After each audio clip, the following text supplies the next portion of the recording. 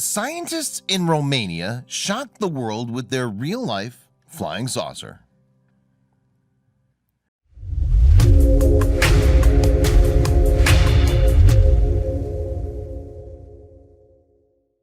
Welcome to Viral Stories, secrets, facts, and strange stories from around the world. If you find yourself amazed at what some of our fellow humans and animals can do, this is the place for you. This is a channel you're going to want to tell your friends about. Be sure to subscribe and hit that bell icon to be notified of our new uploads. Now sit back, relax, and enjoy Viral Stories. In August 2019, footage of an actual flying saucer was uploaded onto YouTube. Capable of flying in all directions, along with supposedly being able to pull off incredible speeds and expert maneuvers, this real-life UFO looks every bit the sci-fi staple. And though this man-made craft might look ready to explore the universe, that's not what its creators have in mind. The disc, known as an all-directions flying object, a DFO, is the invention of Razvan Sabi, an engineer and aerodynamicist Losif Taposu, who are from Romania. And the latter definitely has the chops for this sort of project, if his resume is anything to go by. Once a senior scientist at Romania's National Institute for Aerospatial Research, he is now head of theoretical aerodynamics at the National Aviation Institute. Sabi went on to explain the work behind the ADIFO in an interview with Vice in August 2019. He said, "The aerodynamics behind this aircraft is the result of more than 2 decades of work and is very well reasoned in hundreds of pages and confirmed by computer simulations and wind tunnel tests. And as we saw earlier, there's even footage to prove it." The YouTube clip uploaded by the account Tech World that same month shows the flying saucer hovering and performing vertical takeoffs. And according to its inventors, the inspiration behind the recognizable design wasn't done to mimic UFOs. Rather, it has more organic origins. We'll explain this later. But in the meantime, let's learn more about the history of alien crafts on planet Earth. Amazingly, UFO sightings have been recorded since the time of ancient Egypt. According to the Tully Papyrus transcription, a pharaoh of the 18th dynasty called Thutmose III claimed to have seen fiery discs hovering in the skies.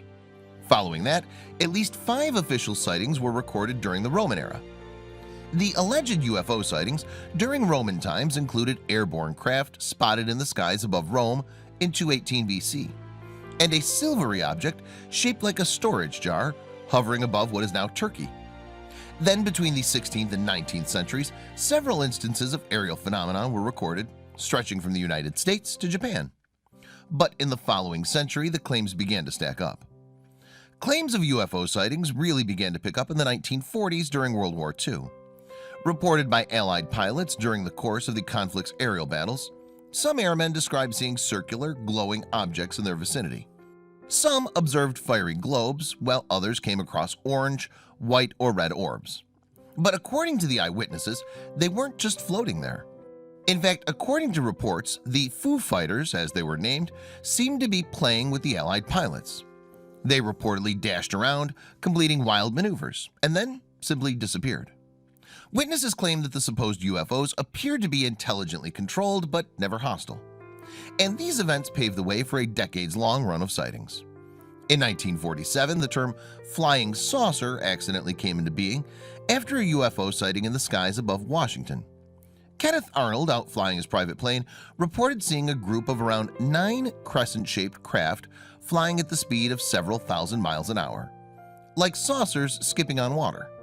In a subsequent newspaper article, they were erroneously described as saucer-shaped, and thus the name was born. Soon after the Washington incident came possibly the most famous of all UFO sightings. This time, though, the alleged alien aircraft was discovered after having crashed. Found by W.W. Mac Brazel, a local rancher, the wreckage lay close to a military base in the New Mexico town of Roswell. What was left of the craft was reportedly 600 feet long, but could it have been a real UFO? The local newspapers subsequently reported the wreckage near the Roswell airfield as an alien aircraft, although the U.S. military disagreed. According to an official statement, the craft was nothing more than a downed weather balloon. However, photographs of the wreckage printed in the papers seem to contradict that stance, and it would be decades before the truth finally came to light. 50 years after the discovery of the wreckage in Roswell, the US finally came clean about its purpose. The craft was built for Project Mogul, a classified operation aiming to collect information about Soviet nuclear testing. This was done by attaching microphones capable of detecting sound waves from atomic explosions to high-altitude balloons. And while Project Mogul had some success, the cost, along with the introduction of air sampling methods and seismic detectors, led to it being shut down. And despite the scientific explanation for the 1947 Roswell incident, another event pushed the UFO debate to the fore once again.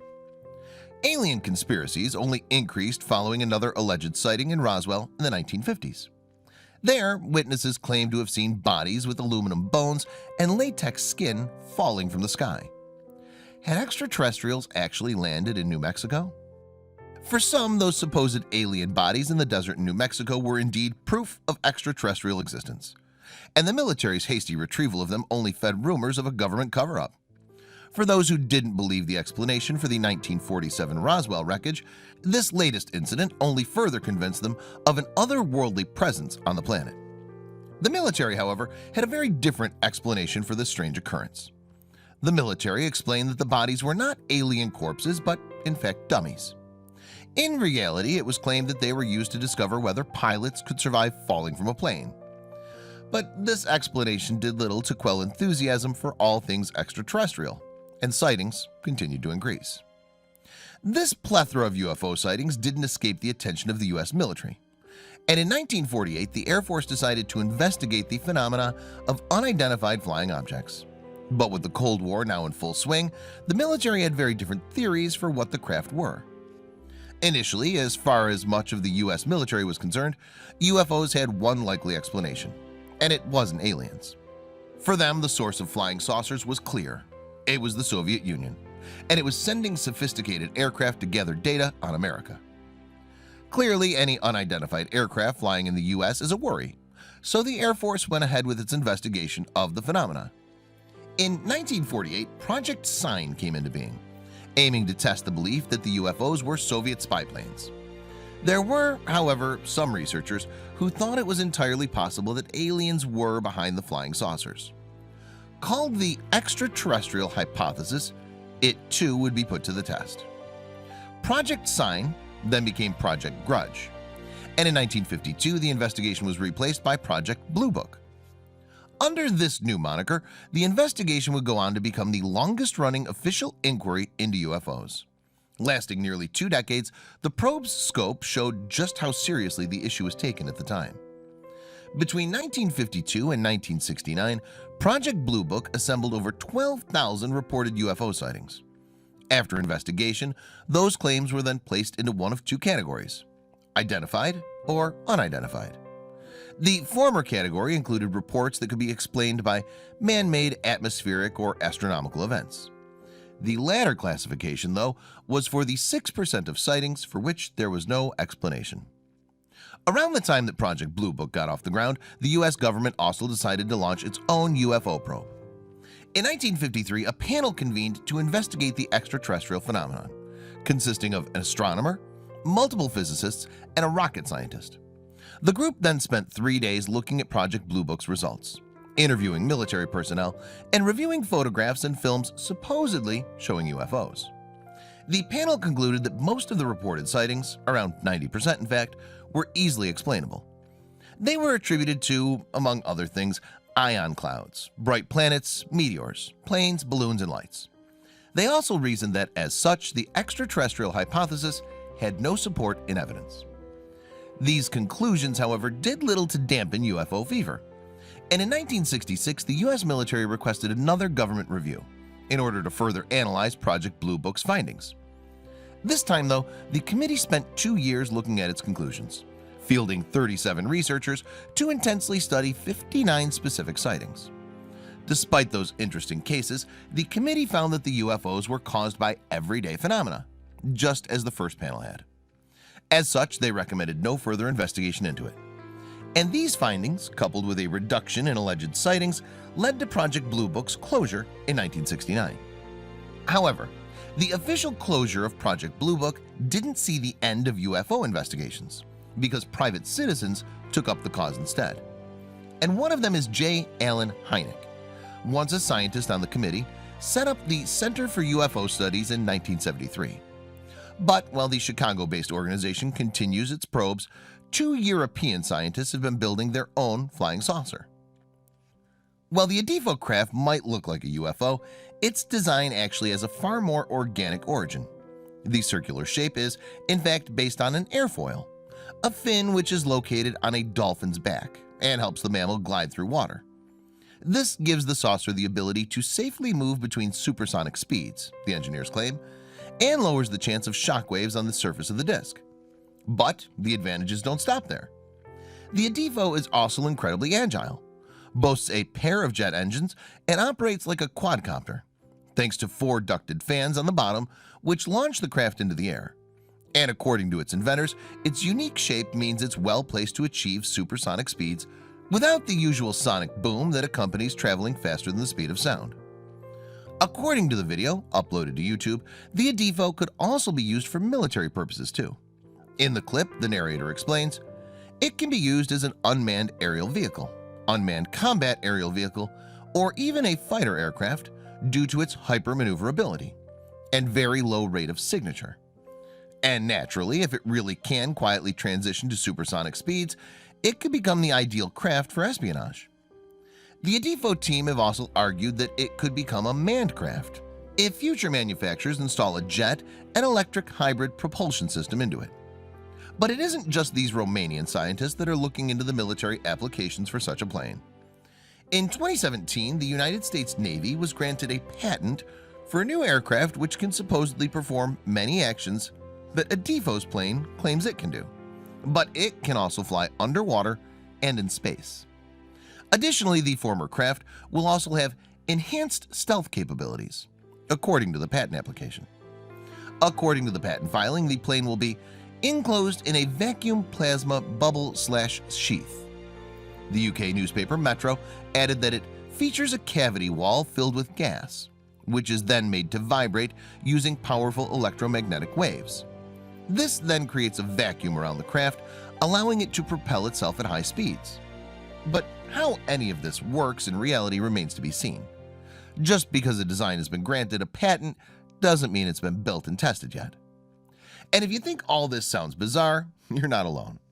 As Nick Pope, ex-UFO investigator for the British government, told Metro in April 2019, it's sometimes hard to tell where the boundary lies between fringe science and science fiction. And given some other research into cloaking, warp drives, and anti-gravity measures, it's hard to disagree. Pope then continued, even if the theoretical physics turns out to be sound, aeronautical engineers will still have to build something if this patent is to have any tangible effect. If they've built the technology described in the patents, I'm sure the program is highly classified. The bottom line is that if any of this works, we're in game-changing territory. This isn't the first time that the US government has tried to build its own UFO-style aircraft, however. Believe it or not, during the 1950s, the US military actually commissioned a flying saucer-inspired ship that was hoped to become as ubiquitous as the Jeep. And US policymakers held the project, which would transport troops, in high regard at the time.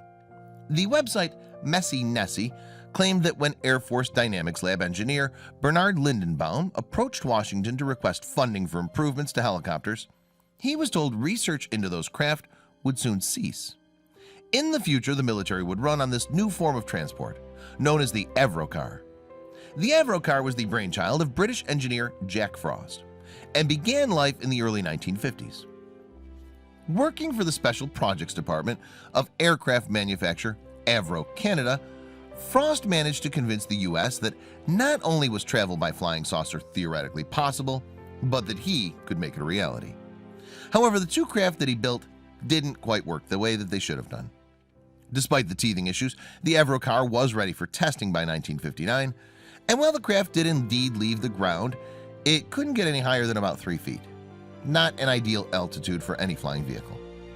According to those piloting it, the heat in the cockpit was also unbearable, and its top speed was just 35 miles per hour.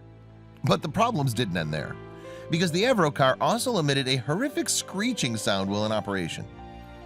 Then in 1961, funding for the project stopped, and it was consigned to history. One of the planes ended up at the Cold War Gallery in the National Museum of the United States Air Force, while the other was apparently put in storage by the military in 2002. So, as we've seen, flying saucer-style aviation is still a work in progress. But the engineers behind the Adifo project in Romania are bullish about their prototype, with Sabi telling Wired magazine that it's the peak of the iceberg. He added that the two government entities, along with venture funds, one large aircraft manufacturer, and at least 10 possible partners, have expressed interest in the technology. But with the US military hot on the heels of similar aircraft itself, time will tell who will present the first fully functioning UFO-style planes to the world.